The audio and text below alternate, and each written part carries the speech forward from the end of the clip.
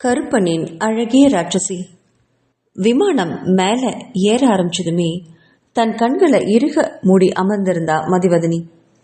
இனி தன்னோட வாழ்க்கையில என்னாக போகுதோன்னு நினைச்சவளுக்கு கண்ணீர் மட்டும்தான் வந்துச்சு. ஆனா என்ன ஆனாலும் இனி ஒருத்தனை மனசால கூட நினைக்க முடியாதுன்னு மட்டும் அவளுக்கு நல்லா புரிஞ்சுது. கொஞ்ச நேரத்துல விமானம் நின்னது போல ஒரு உணர்வு வர சட்டுன்னு கண்களை திறந்து பார்த்தா. கண்கள்ல வழிஞ்ச கண்ணீர் அவளுடைய பார்வையை மறைக்கவும் அதை அழுந்த தொடச்சபடி மறுபடியும் திறந்து பார்த்தா. பார்த்தவள் திகைச்சு போனா. விமானம் மறுபடியும் அதே அரண்மனையின் மேல் தளத்துல நின்றுட்டு இருந்தது. அதை பார்த்தவளுக்கு கேள்விக்குறியா விஷ்ணுவை திரும்பி பார்த்தா. அவளுடைய பார்வையை உணர்ந்தவன், பெரியயா உங்களை அவர்கிட்ட கூட்டிட்டு வர சொன்னாரு, அவரை நம்ம ஒரு தடவை பார்த்துட்டு அப்புறம் கிளம்பலாம் என்றான். அவன் சொன்ன அந்த பெரியயா யாரு என்ற வினா மனதில் எழுந்தது. ஆனா எதையும் கேட்டு அறிந்து கொள்ற மனநிலையில அவ இல்லாதனால மௌனமா விஷ்ணுவை பின்தொடர்ந்து போனான். 10வது தளம் வந்ததும் அங்க ஒரு அறையை நோக்கி நின்னவன் அறை வாசலே நின்னபடி நீங்க உள்ள போங்க என்றான். மதிவதனி கதவை தட்டியபடி உள்ள போனவ பார்த்து திகைச்சு போய் நின்னா. அப்பப்பா, அந்த அறையோட பிரம்மாண்டத்தை என்னன்னு சொல்றது? அந்த நிலைமையிலும் ஆச்சரியப்படாம அவளால இருக்க முடியல. அறையை சுத்தி பார்த்தவ ஒரு இடத்துல ஈசி சேர்ல ஒரு வயசானவர் உட்கார்ந்திருக்க. அவருக்கு பக்கத்துல 75 வயசு விற்கத்தக்க ஒரு பாட்டி கழுத்துலையும் காதலையும் நிறைய நகைகளை போட்டு நின்றுட்டு இருந்தாங்க. அவளை பார்த்த பெரியவர், என்னம்மா அங்கே நின்னுட்ட, உள்ளவா வந்து இப்படி உட்காரு என்றார். அவள் மெதுவா அங்க இருக்கிற நாற்காலியில வந்து உட்கார்ந்தா. அவளை கூர்மையா பார்த்த வேண்மதி, பெண்ணு ரொம்ப அழுது ஓஞ்சிருப்பா போல இருக்கு. ஆனாலும் அவ அழகுக்கு குறைவே இல்லை. அன்னைக்கு பூத்த ரோஜா பூ மாதிரி நல்லா ஃப்ரெஷ்ஷா இருக்கா. தான் பேரனுக்கு ஏன் இவ மேல ஆசை வந்ததுன்னு இவளுக்கு அப்ப புரிஞ்சுது. அவள் உட்கார்ந்ததும், நீதான் மதிவதனியாமா என்று கேட்டவர், என் பேரு பருதிவேந்தன், இவ என்னோட சம்சாரம், இந்த வீட்டுக்கும் எனக்கும் சேர்த்தே முதலாளி, பேரு வேண்மதி என்று சிறு சிரிப்புடன் சொன்னவர், கார்வேந்தன் என் மகன் வழி பேரன் என்று சொன்னதும் அவங்கள பார்த்து புன்னகைத்த மதிவதனியோட சிரிப்பு அடுத்த கணமே வாடி போச்சு. அதை பார்த்தவர், எல்லாம் சரியா போயிடுமா, கவலைப்படாத, எனக்கு என் பேத்தி வான்மதிக்கு முழுசா என்ன நடந்ததுன்னு தெரியணும். உன்னை பார்த்தா அவ்வளவு கொடூரமான பொண்ணு மாதிரி தெரியல. எல்லாரும் என்ன தொழில புலின்னு சொல்லுவாங்க. யாரையும் சரியா கணிக்கிறதுல நான் வல்லவன்னு சொல்லுவாங்க.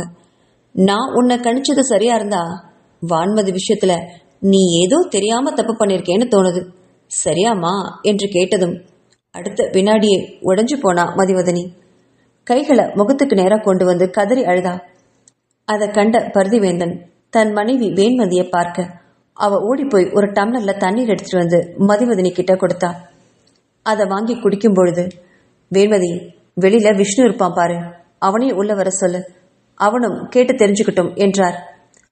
விஷ்ணு உள்ள வந்ததும், நீ ஏண்டா வெளியவே நின்ன, உள்ள வந்திருக்க வேண்டியதுதானே, இது நீ தெரிஞ்சுக்கிறது ரொம்ப ரொம்ப முக்கியம்டா என்றார். விஷ்ணுவும் வந்து உட்கார மூவரையும் ஒரு தடவை சுத்தி பார்த்தா. பிறகு பெருமூச்சுடன் நடந்ததை சொல்ல ஆரம்பிச்சா மதிவதனி. அப்பதான் அவ +2 முடிச்சுட்டு ஒரு பிரபல கல்லூரியில பிடெக் படிக்க சீட் கிடைச்சது. கல்லூரி கனவுகளோட ஆசையா காலடிச்சு வச்சா மதிவதனி. அப்போ அந்த கல்லூரியில சீனியர் ஜூனியர் ராகிங் ரொம்ப பிரபலம். அதனால பயந்துகிட்டே தான் அன்னைக்கு காலேஜுக்கு போனான். அழகான இளம் மஞ்சள் நிறத்துல சுடிதார் அணிந்துட்டு ஹை ஹீல்ஸ் போட்டுட்டு ஃப்ரீ ஹேர் பறக்க நெற்றியில சிறிய பொட்டு அளவான லிப்ஸ்டிக் உதட்டுல பூசிட்டு கல்லூரி வளாகத்துல குட்டி தெய்வத மாதிரி அவன் நடந்து வந்தப்போ அந்த மதிவதனியை எல்லாருமே ஒரு வினாடி நின்று திரும்பி பார்த்துட்டு தான் போனாங்க. ஆனா அதையெல்லாம் கண்டுக்கிற நிலைமையில அவ இல்லை. அவ நினைவெல்லாம் எங்க தன்னோட சீனியர்ஸ் கிட்ட மாட்டிடுவோமோங்கிற பயம் மட்டும்தான் இருந்துச்சு. அப்போ அவகிட்ட ஓடி வந்த சில மாணவிகள் அவ தோள் மேல கை போடவும் பதறி அவங்கள திரும்பி பார்த்தா. என்னம்மா மின்னல், காலேஜுக்கு புதுசா என்றனர். அவங்கள ஒரு முறை மிரட்சியோட பார்த்தா. எல்லாம் அருந்த வாள்கள் போல காட்சியளிச்சாங்க. நாங்கெல்லாம் உன்னோட சீனியர்ஸ் என்றால் அதிலிருந்த ஒருத்தி. அவளை மேலும் கீழும் பார்த்தா மதிவதனி. அரை குறையா ஜீன்ஸும் டாப்பும் போட்டுட்டு உடம்ப அங்கங்க தெரிய நின்றுட்டு இருந்தா. அவளுக்கு பக்கத்தில் இருந்த இன்னொருத்தியோ, ஆமா உன் பேர் என்ன என்று கேட்டாள். அவளை பார்த்து பயந்தபடியே மதிவதனி என்றாள். ஆமா, நீ என்ன பெரிய மகாராணியா? அந்த காலத்து ராணி பேரெல்லாம் வச்சிருக்க என்றாள் இன்னொருத்தி. ஹே இல்லடி, இவன் அப்பன் சரியான தமிழ் புலவரா இருப்பான், அதனாலதான் தூய தமிழ்ல பேர் வச்சிருக்கான் என்றாள் இன்னொருத்தி. தன்னோட அப்பாவை பார்த்து மரியாதை இல்லாமல் பேசுவோம் அவளுக்கு ரொம்ப கோவம் வந்துருச்சு. என்னை என்ன வேணாலும் சொல்லுங்க, ஆனா என் அப்பாவை மரியாதை இல்லாமல் பேசாதீங்க என்றாள். ஹோ, உன் அப்பனை சொன்னதும் உனக்கு ரோஷம் பொத்துக்கிட்டு வருதோ என்று ஒருத்தி எகிரி கொண்டு வரவும், ஏய் சும்மா இருடி நீ வேற என்றவள். சரிம்மா, உன் அப்பாவை பத்தி நாங்க எதுவும் சொல்ல மாட்டோம் போதுமா, ஆனா எங்களுக்கு அதுக்கு பதிலாக நீ ஒரு உதவி பண்ணணும் என்றாள் அந்த கூட்டத்துல இன்னொருத்தி. சொல்லுங்க, நான் என்ன பண்ணணும் என்று பயந்தபடி கேட்டாள். தோ அங்க பாரு என்று சொன்னதும் அவ சுட்டி காட்டின இடத்த பார்த்தா மதிவதனி. அங்க செம ஸ்மார்ட்டா ஒருத்தன் நடந்து வந்துட்டு இருந்தான். ஆனா அவனுமே அப்பதான் +2 முடிச்சுட்டு ஃப்ரெஷ்ஷா வந்திருப்பான் போல இருக்கு. ஆனா ரொம்ப கவர்ச்சியா இருந்தான். அலைகளையா பறக்கிற அவன் கேசம், பழுப்பு நிற கண்கள், சுண்டி விட்டா ரத்தம் வர அளவுக்கு கலரு, அடிக்கடி உதட்ட கடிச்சுக்கிட்டே வந்தான். ஆனா அது கூட ஒரு வகையில அவனுக்கு ஸ்டைலா இருந்துச்சு. அதை பார்த்து ரொம்பவுமே ரசிச்சா மதிவதனி. அப்போ பக்கத்துல இருந்த ஒரு பொண்ணு அவ தலையில டம்முன்னு ஒரு போடு போட்டா.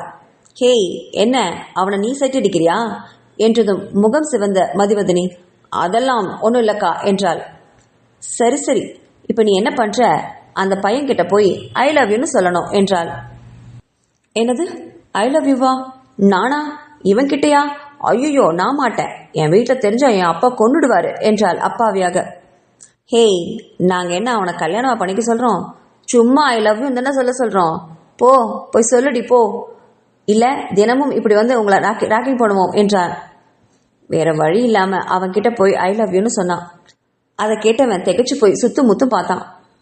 அதுக்கப்புறம் சின்னதாக சிரிச்சபடி, யாரு அந்த சீனியர்ஸ் அக்காங்கெல்லாம் சொல்ல சொன்னாங்களா என்று கேட்டதும் அவளுக்கு அப்பாடான்னு இருந்தது.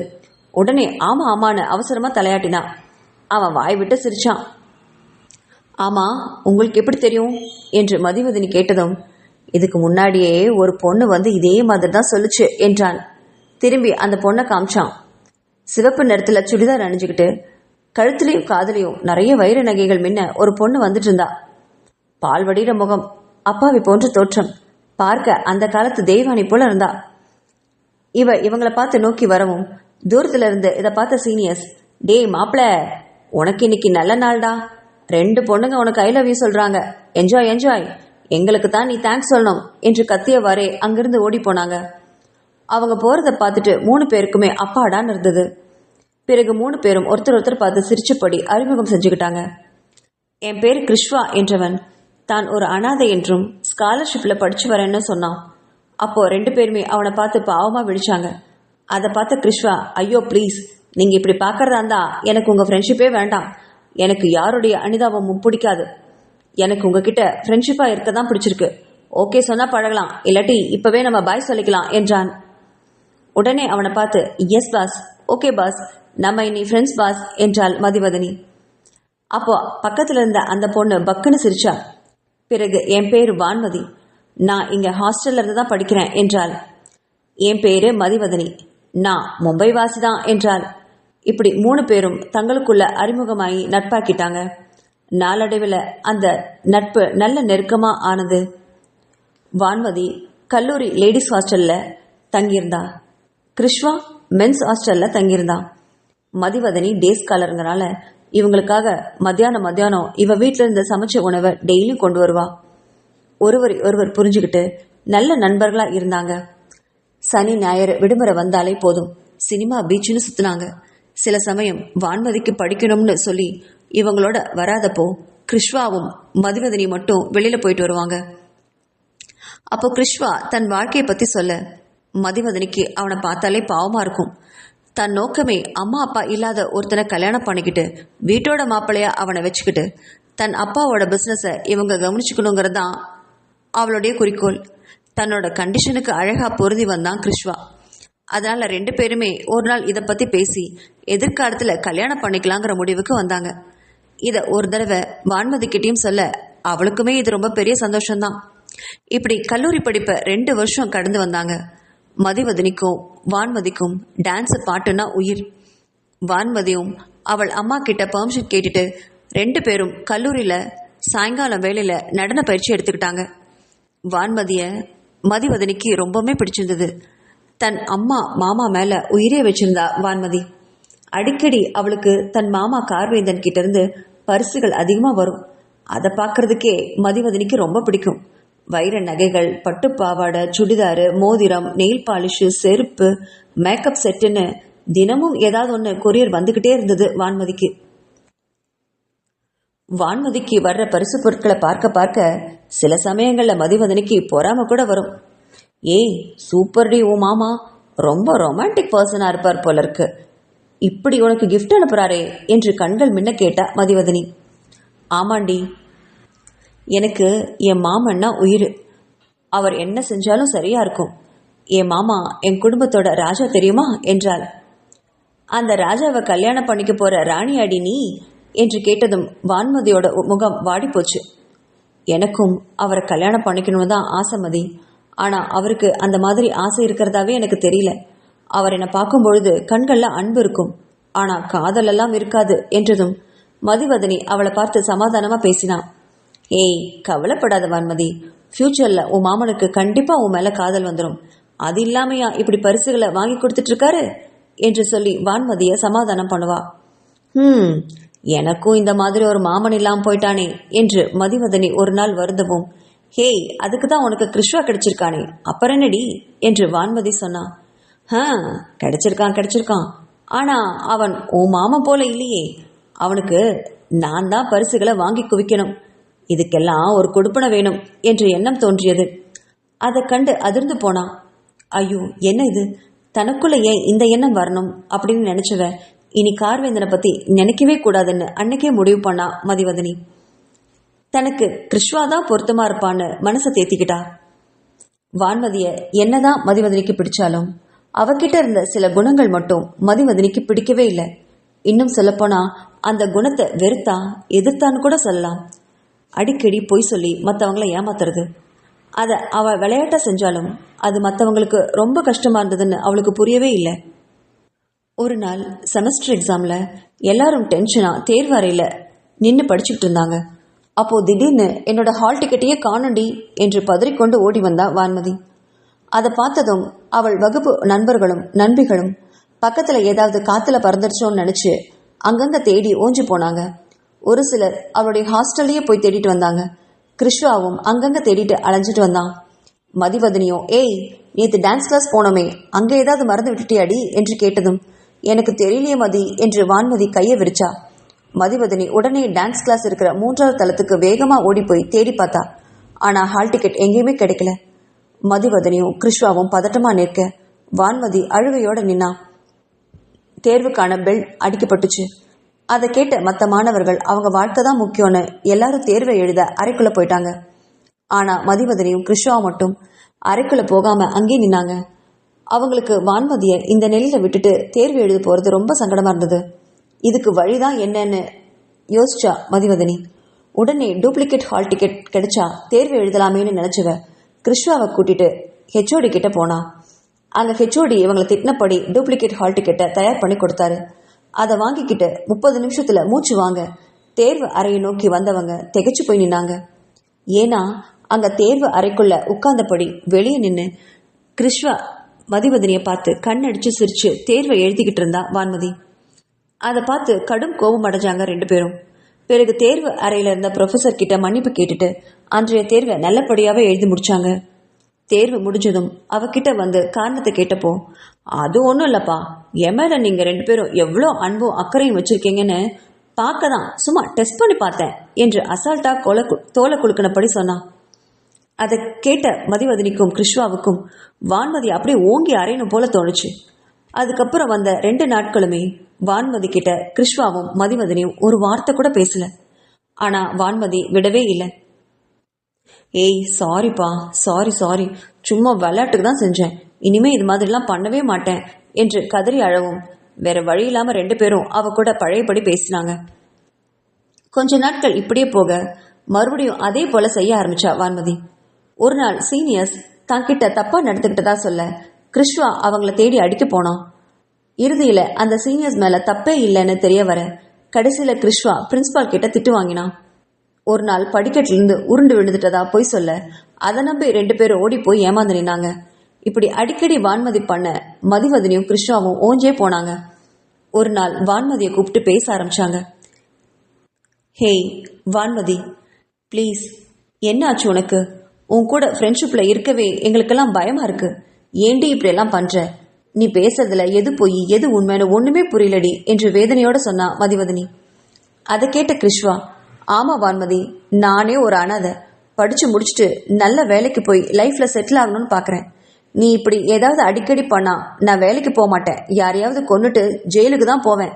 ப்ளீஸ், என்னதான் உனக்கு பிரச்சனை, என்ன வேணும் உனக்கு சொல்லு என்று கேட்டான் கிருஷ்வா. அதை கேட்ட வான்மதி கண்கள்ல கண்ணீரோட, என்னை மன்னிச்சிடுங்க, இனிமே இந்த மாதிரி எல்லாம் பண்ண மாட்டேன் என்றாள். உன் மன்னிப்பை தூக்கி குப்பையில போடுறி. நீ ஏன் இந்த மாதிரி எல்லாம் பண்ற, காரணத்தை முதல்ல சொல்லு என்று கோவமா கேட்டா மதிவதனி. அதை கேட்டு 2 நிமிஷம் அமைதியா இருந்தா. எனக்கு சின்ன வயசுல இருந்தே இந்த மாதிரி பிரச்சனை இருக்கு. என் அம்மா இளமதிக்கு என்னை விட என் மாமாவை தான் ரொம்ப பிடிக்கும். ஆனா கேட்டா இல்ல உன்னைத்தான் ரொம்ப பிடிக்கும்னு அடிக்கடி சொல்லுவாங்க. நான் நம்பவே மாட்டேன். அடிக்கடி எனக்கு ஏதாவது ஆயிடுச்சுன்னு பொய் சொல்லி அவங்க எனக்காக விடுற கண்ணீரை பார்த்து ரசிப்பேன். ஆனா இதுவரைக்கும் எனக்கு இந்த மாதிரி ஒரு பிரச்சனை இருக்குன்னு அவங்களுக்கு தெரியவே தெரியாது என்றாள் வான்மதி.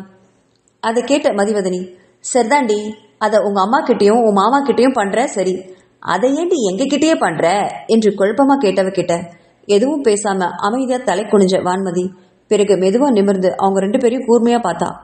அது அது வந்து நீங்க 2 பேரும் லவ் பண்றீங்க இல்லையா, உங்க ஒருத்தர் மேல ஒருத்தர் வச்சிருக்கிற காதல் பெருசா இல்ல என் மேல நீங்க 2 பேர் வச்சிருக்கிற பாசம் பெருசான்னு பார்க்க நினைச்சேன், அவ்வளவுதான் என்றாள். அதை கேட்டு 2 பேருமே திகைச்சு போய் நின்னாங்க. இவ என்ன லூசா அப்படிங்கிற மாதிரி பார்த்தான் கிருஷ்வா. வான்மதிய பரிதாபமா பார்த்தா மதிவதனி. அவ எவ்வளவு பெரிய பணக்காரியா இருந்தாலும் ஏதோ ஒண்ணு அவளை பாதிச்சிருக்குதுன்னு புரிஞ்சுக்கிட்டா மதிவதனி. அவளை தோளோட அணைச்சுக்கிட்டா. இதோ பார் வான்மதி, எல்லா உறவுகளுக்கும் தனித்தனி ஸ்பேஸ் இருக்கு, அது நீ கொடுக்கணும்.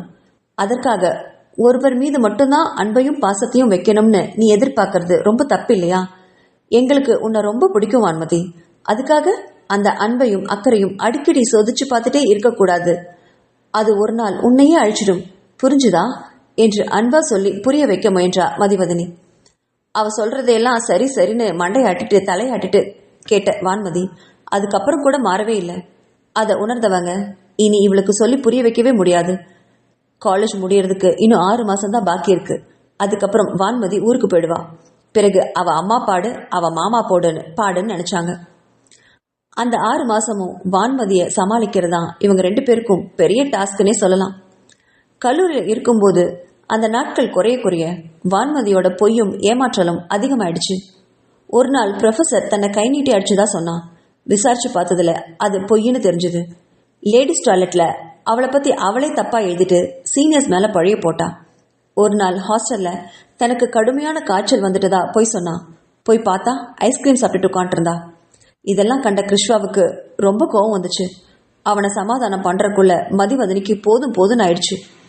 அதுக்கப்புறம் வந்த நாட்கள்ல வான்மதி என்ன சொன்னாலும் கிருஷ்வா நம்ப மறுத்தான். இதுல ஹைலைட்டா வான்மதி செஞ்சது கிருஷ்வாவை ரொம்பவுமே பாதிச்சுது. தேர்வு முடிவுகள் வந்ததும் அவன்கிட்ட வந்து அவன் ஃபெயில் ஆயிட்டதா சொன்னான். அதை கேட்டு கிருஷ்வா மனசு ரொம்ப உடைஞ்சு போயிட்டான். அதுக்கப்புறம் பிறகு வந்த மதிவதனி ஸ்வீட்டோட வந்து அவன் ஃபர்ஸ்ட் கிளாஸ்ல பாஸ் ஆயிட்டதா சொல்லவும் வான்மதி அப்படியே கொல்லணும் போல தோணுச்சு அவனுக்கு. இப்படியே நாட்கள் போக போக ஒரு நாள் கல்லூரியோட இறுதி ஆண்டு எக்ஸாம் வந்தது. அதுக்கு முன்னாடி டூர் கூட்டிட்டு போனாங்க. அங்கதான் அந்த விபரீதமான சம்பவம் நடந்தது அப்படின்னு சொல்லி நிறுத்திய மதிவதனி நிமிர்ந்து எல்லாருடைய முகத்தையும் பார்த்தா. மேல தொடருமாறு பாரிவேந்தன் சொல்லவும் கண்களை அழுந்த தொடச்சபடி விஷயத்தை சொல்ல ஆரம்பிச்சா.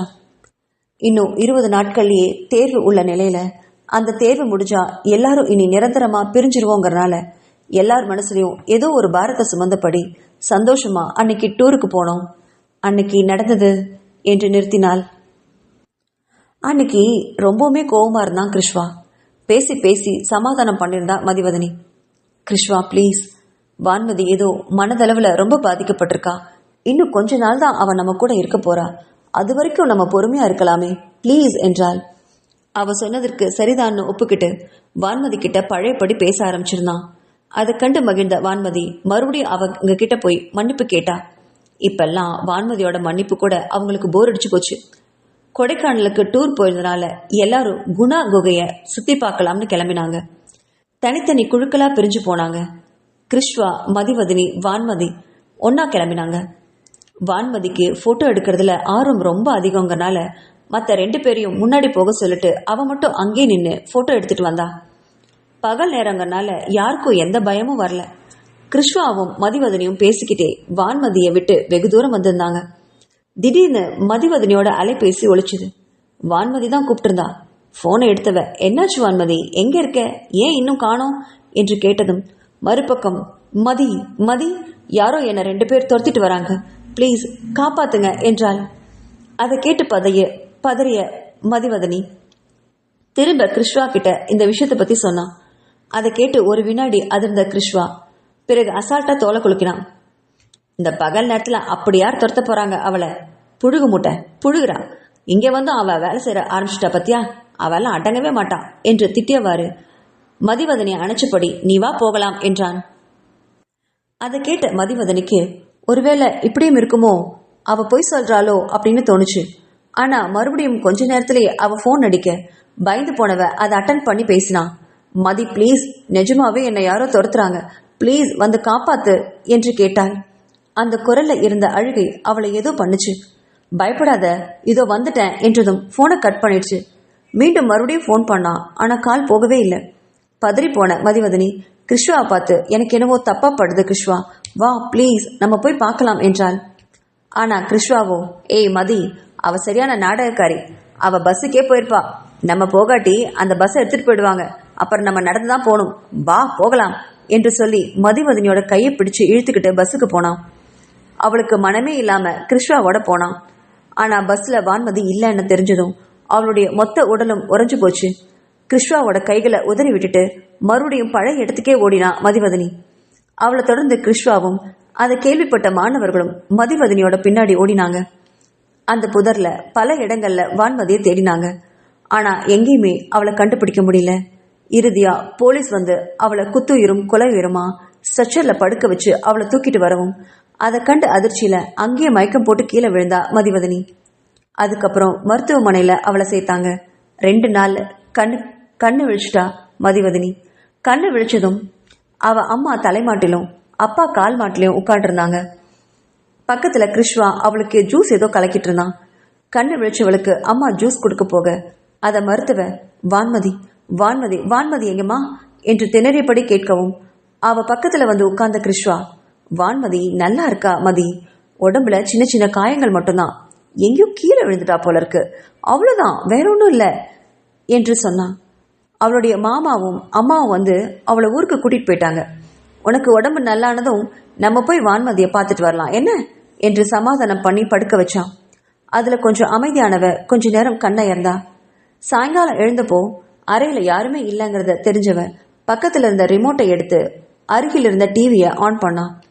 அதுல ஒரு செய்தியாளர் வான்மதியோட கேஸை பத்தி தான் பேசிட்டு இருந்தாரு. திரையில வான்மதியோட புகைப்படம் தெரியவும் அதை கூர்ந்து கவனிச்சா. கடந்த 4 நாட்கள் முன்னாடி வான்மதி அப்படிங்கிற கல்லூரி பொண்ணு கொடைக்கானல்ல ஒரு இடத்துல புகைப்படம் எடுத்துட்டு இருந்ததாகவும் அங்க வந்த 2 பொறுக்கிங்கள் அவளை தூக்கிட்டு போய் பலாத்காரம் செஞ்சு புதர்ல தூக்கி போட்டதாகவும் சொல்ல அதிர்ச்சியில் அலறினா மதுவதனி. அவளுடைய அலர் சத்தம் கேட்டது ஓடி வந்தது அவ அம்மா. தன் பொண்ணை கட்டி பிடிச்சு சமாதானம் பண்ணா. ஐயோ அம்மா, என்னோட வான்மதி, ஏன் வான்மதி, நான் தாம்மா காரணம், எல்லாமே என்னாலதான், அவளுக்கு இந்த நிலைமை வந்துச்சு என்னாலதான் காரணம், அவ எனக்கு தாம்மா முதல்ல போன் பண்ணா, அப்போ நான் தானே அவளை காப்பாத்திருக்கணும், நான் அவளை விட்டுட்டேம்மா, ஐயோ அம்மா என்னால தாங்கவே முடியலையே, அவ இந்த நிலைமையில அவ என்ன நினைச்சு அழுதுருப்பா, எப்படியும் என் மதி வந்துருவா, என்ன அவ காப்பாத்திருவான்னு நினைச்சிருப்பாளேம்மா, என்னால அதை தாங்க முடியலம்மா, அவளை அந்த பொறுக்கிங்க என்ன பாடுபடுத்தினாங்களோ, ஐயோ அம்மா என்னை கொன்னுடுங்க, என்னை கொன்னுடுங்க, எனக்கு வாழவே பிடிக்கல என்று ஹாஸ்பிட்டலே அதிரும் வண்ணம் கத்தினா. அங்க ஓடி வந்த நர்ஸ் அவளை இறுக்கமா பிடிச்சபடி மருத்துவர் அவளுக்கு மயக்க மருந்த செலுத்தினாரு. கொஞ்ச நேரத்திலேயே அழுதுகிட்டு மயக்கமானா மதிவதனி. இதையெல்லாம் ஓரத்துல நின்று பார்த்துட்டு இருந்த கிருஷ்வாவுக்கும் தாங்க முடியாத வேதனை வந்துச்சு. அவனாலையும் குற்ற உணர்வு தாங்க முடியல. கிட்டத்தட்ட ஒரு வாரம் அழுதுகிட்டே இருந்த மதிவதனி கிட்ட பேச வந்தான் கிருஷ்வா. அவனை பார்த்ததும் வெறுப்போட முகத்தை சுழிச்சா மதிவதனி. கடந்த ஒரு வாரமே அவன் கூட அவ பேசுறதே இல்லை. மதி, ப்ளீஸ் என்னை மன்னிச்சிடு, என் கூட பேசு என்று சொன்னவனை அருவருப்போட பார்த்தா. உங்களை மாதிரி ஆண் வர்க்கத்துக்கு எங்களை மாதிரி பொண்ணுங்க படுற கஷ்டம் எப்படி புரிய போகுது? அன்னைக்கு நான் உன்னை எவ்வளோ கெஞ்சியிருப்பேன். ஒரே ஒரு தடவை என் கூட வந்து அவளை பார்த்திருந்தீனா அன்னைக்கே வான்மதியை நம்ம காப்பாத்திருக்கலாமே என்று கண்கள்ல கண்ணீர் வழிய கத்தினான். நான் அவ பொய் சொல்றான்னு நினைச்சிட்டேன் மதி, ப்ளீஸ் என்னை புரிஞ்சுக்கோ என்று கதறியவனை பரிதாபமா பார்த்தா. பாவம், இவனும் தான் என்ன பண்ணுவான்? இவனை சொல்லி குற்றமில்லை, என் மீதும் தவறு இருக்கு, நானும் போயிருந்திருக்கணும் என்று நினைச்சு அமைதியானான். அதுக்கப்புறம் வந்த நாட்கள்ல அவளை சமாதானம் பண்ணி தேர்வு எழுத அனுப்பினாங்க அவளுடைய பெற்றோர்கள். அதுக்கப்புறம் வான்மதிய அவள் பார்க்கவே இல்லை. பார்க்கணும்ன்ற தைரியமும் அவளுக்கு வரல. ஆனா ஒரு குற்ற உணர்வு அவளை உயிரோடு கொண்டுட்டு இருந்தது. சரியா சாப்பிடாம தூங்காம தான் மகள் தன் கண்ணு முன்னாடியே இழைச்சு போறத காண சகிக்காத பெத்தவங்க அவளை வீட்டில் அதிகமா தனியா இருக்க விடாம பாத்துக்கிட்டாங்க. மறுபடியும் அவளை ஒரு கல்லூரியில எம்டெக் சேர்த்து விட்டாங்க. அவளுடைய துணைக்கு எப்பவுமே கிருஷ்மா இருக்கிற மாதிரி பாத்துக்கிட்டாங்க. இடையில ஒரு நாள் வான்மதி நல்லா இருக்கிறதாவும் அவளுக்கு தன் மாமனோடையே கல்யாணம் நடக்க போவதாகவும் கிருஷ்ணாவுக்கு பழைய கல்லூரி ப்ரொஃபசர் சொன்னதா கிருஷ்ணா வந்து சொன்னான். அதை கேட்டு நிம்மதி பெருமூச்சு விட்டா மதிவதனி. அதுக்கப்புறம் வான்மதியை நினைக்காம இருக்க பழக்கிட்டா. படிப்புல முழு கவனத்தையும் செலுத்தினா. பாட்டு நடனம்னு தன்னை எப்பவுமே பிஸியா வச்சுக்கிட்டா. நடந்ததை சொல்லி முடிச்சதும் அந்த அறையில குண்டூசி விழுந்தாலும் சத்தம் கேட்கிற அளவுக்கு அமைதியா இருந்தது. பாரிவேந்தன் மதிவதனி அழுத முகத்தை பார்த்தாரு. அவள் மேல மட்டும் குற்றம் சொல்ல முடியாதே. சின்ன வயசுல புலி வருதுங்கிற கதையை படிச்சிருப்போம். போய் சொல்லிக்கிட்டே இருந்தா ஒரு நாள் அது உண்மையா நடக்கும்போது அதை யாருமே நம்ப மாட்டாங்க. தன்னோட பேத்தி விஷயத்திலையும் அதுதான் நடந்திருக்குன்னு நினைச்சு வருத்தப்பட்டாரு. வேண்மதியும் ஒரு பொண்ணு தானே, அவருக்கும் நடந்தது யார் பக்கமும் தவறில்லைன்னு புரிஞ்சுது. பொய் சொல்லிட்டு இருந்த வான்மதி மேலதான் முழு தவறும் இருக்குன்னு புரிஞ்சுதாரு. அங்கிருந்த விஷ்ணுவுக்கு வான்மதியை நினைச்சு பாவமா இருந்தது. அப்பாவி பொண்ணு தன் மீதுதான் மற்றவங்களுக்கு கவனம் இருக்கணும்னு நினைச்சு உறவுகள் கிட்ட பொய் சொல்லி அட்டென்ஷனை வாங்க முயற்சி பண்ணியிருக்கா. ஆனா அதுவே அவளுக்கு வினையாயிடுச்சுன்னு நினைச்சா. தன் ஈரமான கண்களை யாருக்கும் தெரியாம தொடச்சுக்கிட்டான் விஷ்ணு. மதிவதனி இன்னுமே மௌனமா கண்ணீர் வடிச்சிட்டு இருந்தா. அதை பார்த்த வேண்மதி, போதுமா, முதல்ல உன் கண்ணை தொடச்சுக்கோ, வா கொஞ்சம் முகத்தை கழுவிட்டு வந்துடலாம் என்று சொன்னவர் அவளை அழைச்சிட்டு அங்க இருக்கிற குளியல் அறைக்கு போனாரு. முகத்தை கழுவிட்டு அவ திரும்பி வந்ததும், சரிம்மா இப்போ நீ என்ன முடிவு பண்ணிருக்க என்று மொட்டையா கேட்டாரு பரதிவேந்தன். அந்த கேள்வியில் அர்த்தம் புரியாத மதிவதனி, என்ன சார் என்ன முடிவு என்று கேட்டாள். அதை கேட்டு சிரிச்சவரு, இந்த சாரு மோரெல்லாம் வேண்டாம், என்னை தாத்தானே கூப்பிடு, நானும் உனக்கு தாத்தா தானே என்றார். பிறகு, அதாம்மா நீ உன் வாழ்க்கையில இனி என்ன பண்ண போற? ஊருக்கு போய் அந்த கிருஷ்ணாவே கல்யாணம் பண்ணிட்டு செட்டில் ஆக போறியா என்று ஒரு மாதிரி குரல்ல கேட்டாரு. இல்ல தாத்தா, எனக்கு இந்த வாழ்க்கையில எந்த துணியும் இனி வேண்டாம், நான் தனியாவே இருந்துடுறேன் என்று மெல்லிய குரல்ல சொன்னதும், அப்போ என் பேரனை ஏத்துக்கோ ஏமா என்று கூறியதும் அதிர்ந்து போய் விழிச்சா மதிவதனி. அவள் விழிப்பதை பார்த்தவரு, நீ எப்படியும் கிருஷ்ணாவை கல்யாணம் பண்ணிக்க மாட்டேன்னு சொல்லிட்ட, நீயும் வாழ்க்கையில தனியா தான் இனி இருக்க போற. என் பேரன் கார்வேந்தனும் இனி உன்னை தவிர வேற எந்த பொண்ணையும் நினைக்க போறது இல்லை. அப்படி இருக்கிற பட்சத்துல நீ என் பேரனை ஏத்துக்கிட்டு அவன் கூட நல்லபடியா வாழ்ந்து எங்க குலத்தையும் வாழ வைக்க கூடாதாமா என்று கேட்டார். ஆனா தாத்தா, உங்க பேரன் என்ன மட்டுமே நினைச்சிட்டு வாழக்கூடியவரே இல்லையே, அவருக்கு தான் பல பெண்களோட தொடர்பு இருக்கே, அதுல ஏதாவது பிடிச்ச பொண்ணா பார்த்து கல்யாணம் பண்ணிக்குவாரு, நீங்க கவலைப்பட வேண்டிய அவசியமே இல்லை தாத்தா என்றால் வெறுத்த குரலில். அதை கேட்ட வேண்மதி, என்னம்மா நீ, உன் புருஷனை நீ புரிஞ்சுக்கிட்டதே இவ்வளவுதானா என்று சொல்லி வருத்தப்பட்டாரு. ஏம்மா என் பேரனை என்ன நினைச்ச, பொம்பளை பொறுக்கி நினைச்சிட்டியா? எந்த பொண்ணையும் அவ விருப்பம் இல்லாம தொடவே மாட்டான் உன்னை தவிர. வான்மதிக்கு இப்படி ஆகிறதுக்கு முன்னாடி என் பேரன் எப்படி இருந்தான் தெரியுமா? எந்த பொண்ணையும் ஏறெடுத்து கூட பார்க்க மாட்டான், மது பாட்டில கையால தொட்டது கூட இல்லை. ஆனா வான்மதிக்கு இப்படி ஆனதும், இளமதி வான்மதிக்கு இப்படி ஆனதுக்கு காரணமே நீதான்னு சொல்லி சொல்லி அவனுக்கு குற்ற உணர்வே வந்துருச்சு. அதை மறக்கத்தாமா மது பொண்ணுன்னு போயிட்டான் என்று சொல்லி 2 வினாடிகள் அமைதியா இருந்தாரு. பிறகு நிமிர்ந்து மதிவதனைய பார்த்தவரு, நீ உன் புருஷனை பத்தி முழுசா முதல்ல தெரிஞ்சுக்கோமா, அப்புறமா ஒரு முடிவை சொல்லு என்றவர் கார்வேந்தனை பத்தி சொல்ல ஆரம்பிச்சாரு. 20 வருஷம் கழிச்சு தன் மகனுக்கு பிறந்த கார்வேந்தனை அவள் அக்கா இளமதி தன் சுயநலத்துக்காக தத்தெடுத்துட்டு போயிட்டதா சொன்னாரு. வான்மதி இறுதி ஆண்டு படிக்கும்போது அவளை கார்வேந்தனுக்கு கல்யாணம் பண்ணிக்க சொல்லி முயற்சி பண்ணி வச்சா இளமதி. அதுக்கு கார்வேந்தன் சம்மதிக்கவே மாட்டேன்னு தெரிஞ்சதும் என்கிட்ட வந்து ஒரு நாள் முறையிட்டா. தாத்தா, உங்க பேர்ன என் பொண்ணு வான்மதியை கல்யாணம் பண்ணிக்க சொல்லுங்க. நான் கேட்டேன், ஆனா அவன் ஒத்துக்கவே இல்லை. நீங்க சொன்னா காரி ஒத்துப்பான். ஏன்னா நீங்க அவனுக்கு தாத்தா மட்டும் இல்ல, தொழில் கத்து கொடுத்த குருவும் நீங்க தான். குருதட்சணைன்னு சொல்லி கேளுங்க, அப்பதான் அவன் ஒத்துப்பான் என்று இலவசமா ஒரு ஐடியாவையும் சேர்த்து சொன்னான். அதை கேட்ட பரதிவேந்தன், என்ன இளமதி, என்ன பேசுற நீ? அவனை உன் மகனா தத்தெடுத்துக்கிட்டது நீ தானே. அப்போ வான்மதி அவனுக்கு தங்கை முறை தானே வேணும். அது மட்டும் இல்லாம இங்க வான்மதி மட்டும் முறை பொண்ணு கிடையாது. அவளை விட மூத்தவ இங்க செல்வமதியோட பொண்ணு ரோஜாவும் இருக்கா. இன்னும் சொல்ல போனா உன் பொண்ணு வான்மதியை விட ரோஜாதான் சரியான முறை பொண்ணு என்றார் பரதிவேந்தன். இதை எல்லாத்தையும் விட இந்த கல்யாணம் என் பேரனுடைய வாழ்க்கை. அவனுக்கு யாரை பிடிச்சிருக்கோ அந்த பொண்ணை கல்யாணம் பண்ணிக்கிற உரிமை அவனுக்கு பரிபூர்ணமா இருக்கு. இதுல தலையிட உரிமை உனக்கும் இல்ல, எனக்கும் இல்ல, புரிஞ்சுதா என்று கேட்டார். அதை கேட்ட இளமதி, அப்போ எனக்கு இந்த வீட்டுல எந்த உரிமையும் இல்லையா என்று கேட்டுட்டு இருக்கும் போதே அங்க செல்வமதி ஆத்திரத்தோட வந்தா. அம்மாடி அம்மா, உனக்கு தான் எவ்வளோ பெரிய பேராசம்மா. கார்வேந்தன் பிறந்ததும் என் அண்ணன் அன்னிக்கிட்ட இருந்து இந்த குடும்பத்துக்கிட்ட இருந்து அவனை பிரிச்ச, இப்போ நிரந்தரமா பிரிக்கிறதுக்கு வான்மதிய அவனுக்கு கல்யாணம் பண்ணி வச்சு மொத்த சொத்தையும் அடையலாம்னு திட்டம் போடுறியா என்று காட்டு கத்தலா கத்தினா. அத்தை, வார்த்தையை அளந்து பேசுங்க என்று சொன்ன இளமதி கிட்ட, சரிதாண்டி அம்மா, நீ சொன்ன மாதிரி வார்த்தையை அளந்தே பேசுறேன். கார்வேந்தன் என் பொண்ணு ரோஜாவுக்கு மட்டும்தான், போதுமா, இப்ப கிளம்பு என்றாள். அங்கிருந்த தாத்தாவையும் செல்வமதியும் முறைச்சபடியே அங்கிருந்து வெளியில போனா இளமதி. இந்த சம்பவம் நடந்து ஒரே வாரத்துல வான்மதி பத்தின செய்தி வர நாங்கெல்லாம் துடிச்சு போனோமா. கார்வேந்தன் நிலைமையும் சொல்லவே வேண்டாம். வான்மதி பிறந்த 2வது நாள்ல இருந்து பெற்ற தந்தையை பறி கொடுத்தவ அவளை. அப்போ 9 வயசுல இருந்து கார்வேந்தன் தான் தந்தை ஸ்தானத்திலிருந்து அவளை அன்பா வளர்த்தினான். அவளுக்காக அவன் எங்க போனாலும் ஏதாவது ஒரு பொருளை வாங்கிட்டு வருவான். அவளை கண்ணுக்குள்ள வச்சு பார்த்துக்கிட்டான். அவளுக்காக பார்த்து பார்த்து செஞ்சான். கடைசியா அவ சுயநினைவு இல்லாம கற்பை இழந்து அவளை ஹாஸ்பிட்டல்ல பார்த்தவன் இமயமலையே சரிஞ்சது மாதிரி சரிஞ்சு போனாமா. அவனை அதிலிருந்து மீட்க நாங்க படாத பாடுபட்டோம்.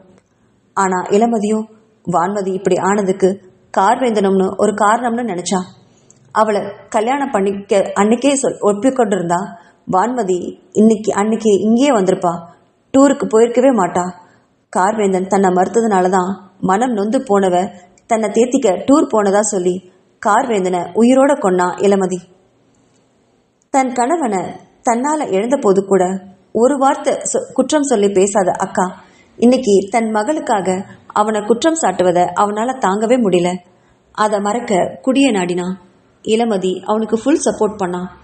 தன் மகளுக்கு கிடைக்காத கார்வேந்தன் ரோஜாவுக்கும் கிடைக்கக்கூடாது, வேற யாருக்கும் கிடைக்கக்கூடாதுன்னு நினைச்சா. அதனாலேயே குடியும் பெண்களையும் அவனுக்கு பழக்கி விட்டா. கார்வேந்தன் இங்க வந்தா அவனை நான் மாத்திருவேன்னு இளமதிக்கு நல்லா தெரியும். அதனாலேயே கார்வேந்தனை அவ இங்க தங்கறதுக்கு அனுமதிப்பதே இல்லை. இப்போ என் பேரன் கார்வேந்தன் இளமதியோட போலியான அன்புக்கு அடிமையா இருக்கான். அவன் எங்க குடும்பத்துக்கு பழைய கார்வேந்தனா வரணும். அதை உன்னால மட்டும்தான் செய்ய முடியும். அதை எனக்காக செய்வியாமா என்று கேட்டதும் மதிவதனி திகச்சு போனான். ஆனா தாத்தா, கார்வேந்தனுக்கு என்னை பிடிக்கவே பிடிக்காதே, பிறகு எப்படி என்னால் இதை செய்ய முடியும் என்று ஆச்சரியமா கேட்கவும் மற்ற 3 பேரும் ஒருத்தர் பார்த்து சிரிச்சுக்கிட்டாங்க. அவனுக்கு உன்னை பிடிக்காதுன்னு யாருமா சொன்னது என்று தாத்தா கேலியோட கேட்கவும் அவ திடுக்கிட்டு போய் விழிச்சா.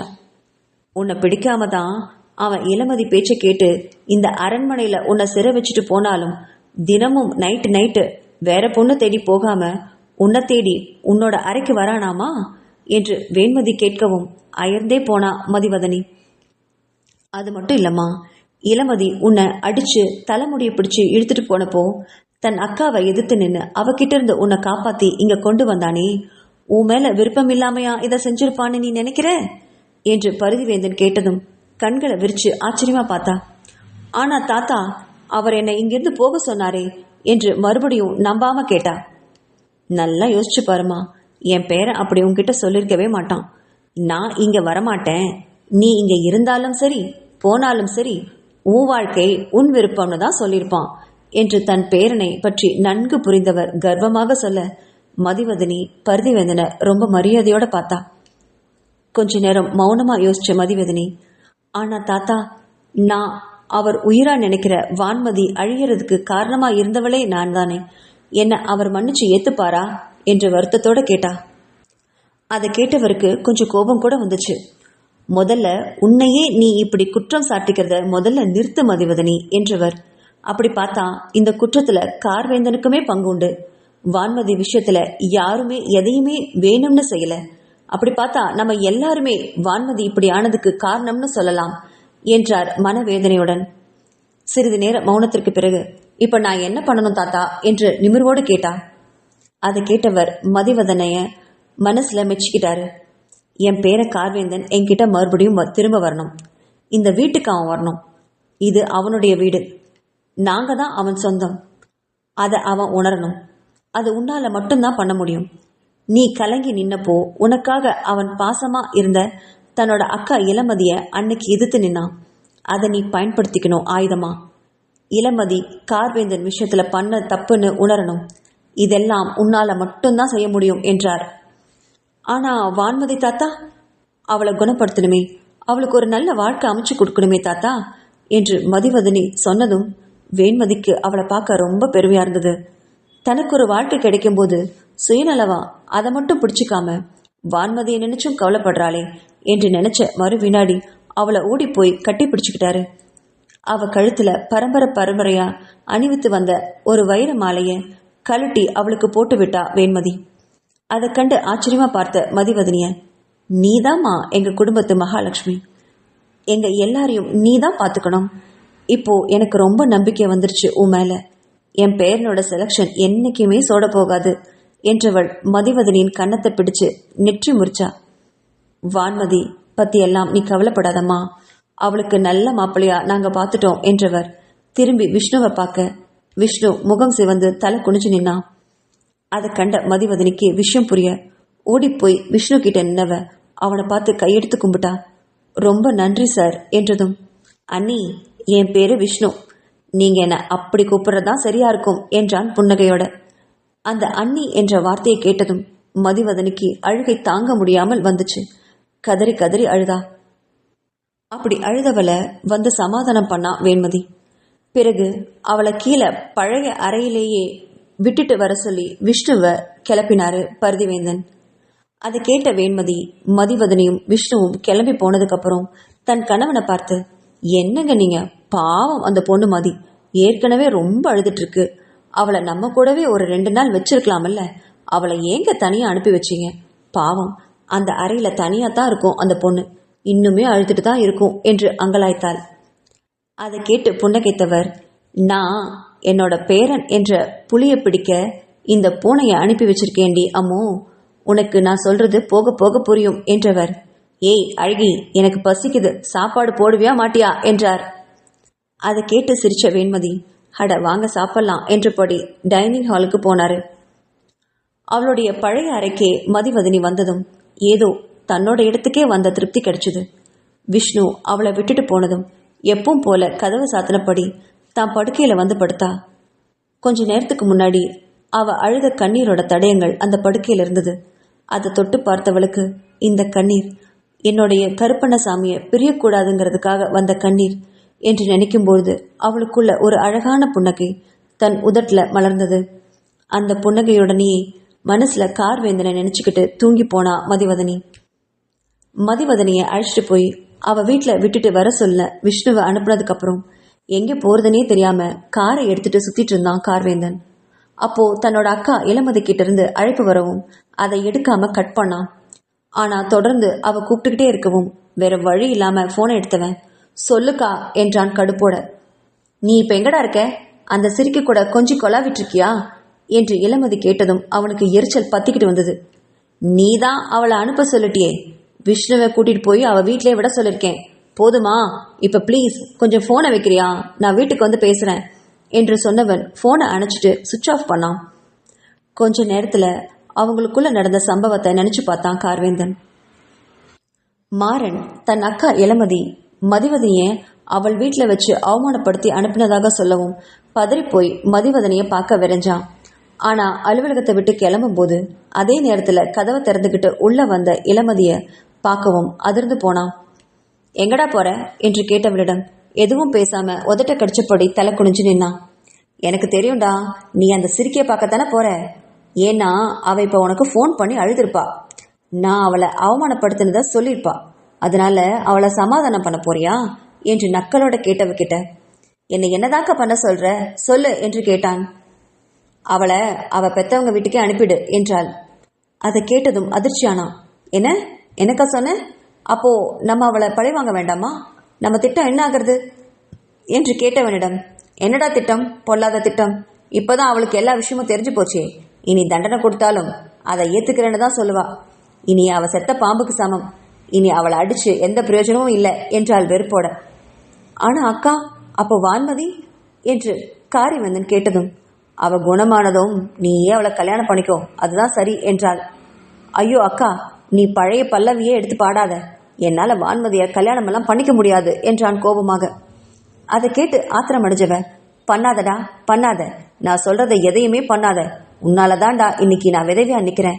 என் புருஷன் மட்டும் உயிரோட இருந்ததா என்னையும் என் பொண்ணையும் இந்த நிலைமையில விட்டுருப்பாரா என்று அழவும் அதை கண்டவன் உறைந்தே போனான். அக்கா அக்கா நீயா இப்படி பேசுற?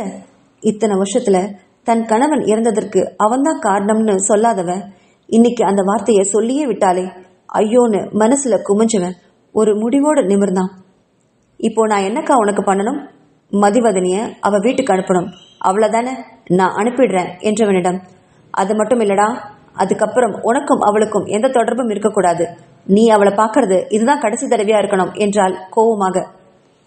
சரிதான்கா என்று இறுகிய குரல்ல சொன்னவன் அங்கிருந்து பிணமா நடந்து போனான்.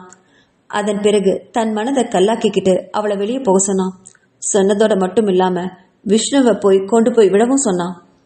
நடந்ததை இப்ப நினைச்சுக்கிட்டே தன்னை வெறுத்தபடி அறைக்குள்ள படுத்தவன் எப்பவும் போல மதிவதனி இருக்கிற அந்த அறையோட கேமராவை ஆன் பண்ணி டிவியை பார்த்தான். இனி அந்த அறையை பார்க்க என்ன இருக்குது? அவதான் இனி இங்க இல்லவே இல்லையே, இங்க இருக்கவும் மாட்டாளே. அட்லீஸ்ட் அவ தங்கி இருந்த அறையாவது பார்க்கலாம் என்று நினைச்சவன் டிவியை ஆன் பண்ணப்போ அதுல தெரிஞ்ச மதிவதனியோட உருவத்தை பார்த்து அதிர்ந்தே போனான். நம்ம சரியாதான் பாக்குறோமா என்று நினைச்சவன் மறுபடியும் கண்களை கசுக்கனப்படி அவளுடைய உருவத்தை திரையில பார்த்தான். அவ எப்பவும் போல படுக்கையில படுத்து தூங்கிட்டு இருந்தா. அப்படின்னா அவ இன்னமும் வீட்டை விட்டு வெளியே போகலையா? ஏன்? நம்ம தான் அவ்வளவு தூரம் சொன்னோமே, ஆனா ஏன் அவ போகல? ஒருவேளை விஷ்ணு அவளை அழைச்சிட்டு போலியோ என்று நினைச்சவன் உடனே விஷ்ணுவுக்கு போன் பண்ணான். அதை எடுத்து பேசினவன் கிட்ட டேய் விஷ்ணு, மதிவதனை நீ அழைச்சிட்டு போலியாடா என்று கேட்டான். நான் கூப்பிட்டேன் பாஸ், ஆனா அவங்க தான் வரமாட்டேன்னு சொல்லிட்டாங்க. இங்கேதான் இருப்பேன்னு பிடிவாதமா சொல்றாங்க என்றான். என்னது வரமாட்டேன்னு சொன்னாலா? எவ்வளவு தைரியம் இவளுக்கு! ராட்சசி ராட்சசி! என்னோட அக்கா கிட்ட இவ மாட்டி விடாம இருக்கவே மாட்டா போல இருக்கு என்று மனசுல திட்டினவனுக்கு மறுபுறம் ரொம்ப சந்தோஷமா இருந்தது. அலைபேசிய வச்சவன் டிவிக்கு பக்கத்துல போய் அவளுடைய முகத்தை ஆவலோடையும் ஆசையோடையும் பார்த்தான். எவ்வளோ அழகா தூங்குறா! அவளை அப்படியே வாரி அணிச்சிடணும் போல இருந்துச்சு அவனுக்கு. அவளை முதல்ல பார்த்த அந்த நாள் இன்னைக்கும் அவன் மனசுல பசுமையா இருந்தது. ஒரு நாள் வான்மதியை பார்க்க ஹாஸ்டலுக்கு போயிருந்தான். அவனை எதிர்பார்க்காத வான்மதி இன்பமா அதிர்ந்து போனான்.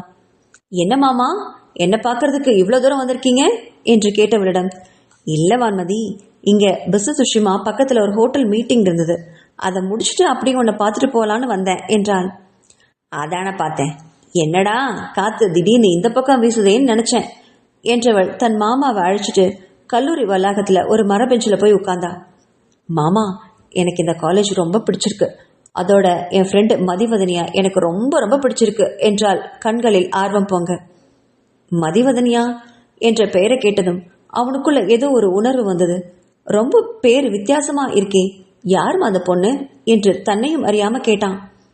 அவ என்னோட ஃப்ரெண்டு மாமா, ரொம்ப க்ளோஸ் ஃப்ரெண்டு.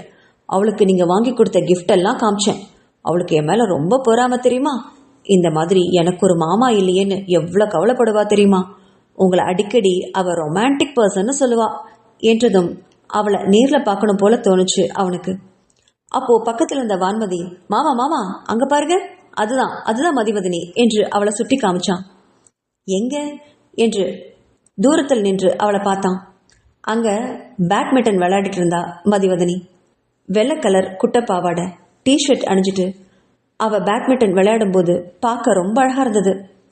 அவ உட அசிங்கமாவே தெரியல. அவள் அதை நேர்த்தியா அணிஞ்சிருந்தா. அந்த பாங்கு அவனை ரொம்ப ஈர்த்தது.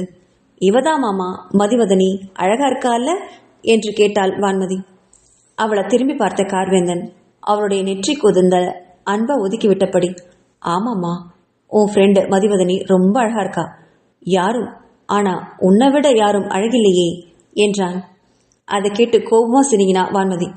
போங்க மாமா, நீங்க எப்பவுமே இப்படிதான் என்னை கிண்டல் பண்ணுவீங்க என்று கூறி அழகா வைக்கப்பட்டா. அவளை அன்போட பார்த்தான் கார்வேந்தன்.